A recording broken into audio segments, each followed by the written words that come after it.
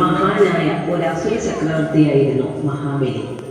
പ്രജാതൽപരനായ മഹാബലിയുടെ ഭരണകാലം പ്രജകളുടെ സുവർണകാലം ആയിരുന്നു.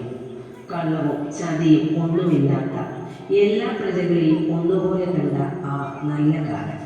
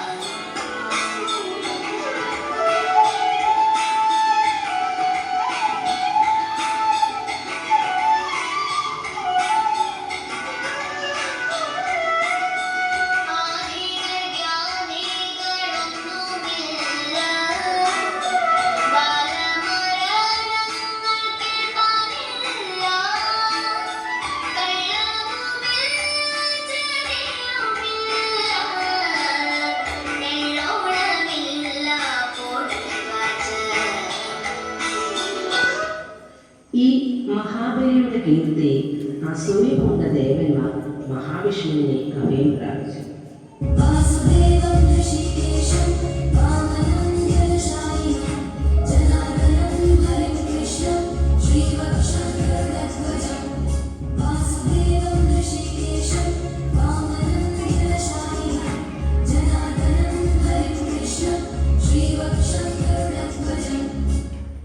മഹാവിഷ്ണു ഒരു ബ്രാഹ്മണ യാചകന്റെ വേഷത്തിൽ രാജാവിൻ്റെ സന്നിധിയിലെത്തി. തനിക്ക് യാഗം നടത്താൻ 3 അടി മണ്ണ് ആവശ്യപ്പെട്ടു. ആ യാചക ബ്രാഹ്മണൻ ക്ഷണനേരം കൊണ്ട് വളർന്നു. ആദ്യത്തെ അടിക്ക് ഭൂമിയും 2ാമത്തെ അടിക്ക് സ്വർഗവും അളന്നു. 3ാമത്തെ അടി വയ്ക്കുവാൻ സ്ഥലം ഇല്ലാതെയായി. തൻ്റെ വാക്കു പാലിക്കാനായി മഹാബലി തൻ്റെ ശിരസ് കാണിച്ചു കൊടുത്തു. തന്നെ പാതാളത്തിലേക്ക് ചവിട്ടിത്താഴ്ത്തുന്നതിന് മുമ്പ് വർഷത്തിലൊരിക്കൽ തൻ്റെ പ്രജകളെ കാണുവാനുള്ള അനുവാദവും നൽകി. മഹാബലി നമ്മളെ കാണാൻ വരുന്ന ആ നല്ല സുദിനമാണ് ഓണം.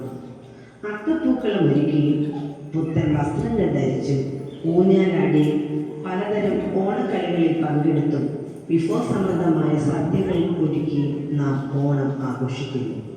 ഏവർക്കും സമൃദ്ധിയുടെയും സമാധാനത്തിൻ്റെയും ഐശ്വര്യത്തിൻ്റെയും ഓണാശംസകൾ.